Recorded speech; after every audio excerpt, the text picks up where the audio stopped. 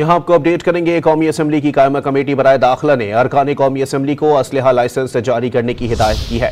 मजीद जानते हैं don news के नुमाइंदे शकील करार से। शकील, बताइएगा कायमा कमेटी में मजीद क्या मामला ज़ेर गौर आए हैं?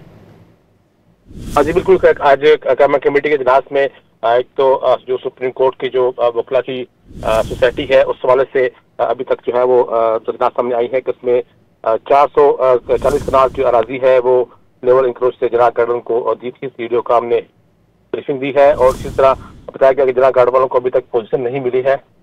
जो ही मिलेगी तो फिर वकला को जो है उसके बाद डेवलपमेंट के बाद प्लाट कब्जा देने की सिलसिला जो शुरू हो जाएगा।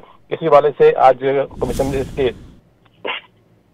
दाखिला के इजलास में तरफ चौधरी ने यह मुतालबा किया कि जो अरकान असम्बली है उनको काफी थ्रेट्स है, इसलिए उनको असला के लाइसेंस जो है वो जारी किए जाए। खुसूसन जब वो इजलास के लिए इस्लामाबाद आ रहे होते हैं दूसरे इलाकों से, तो उस पर कमेटी ने जो है सिफारिशात की है कि अरकान कौमी असम्बली को असला के लाइसेंस जारी किए जाए। बहुत शुक्रिया शकील।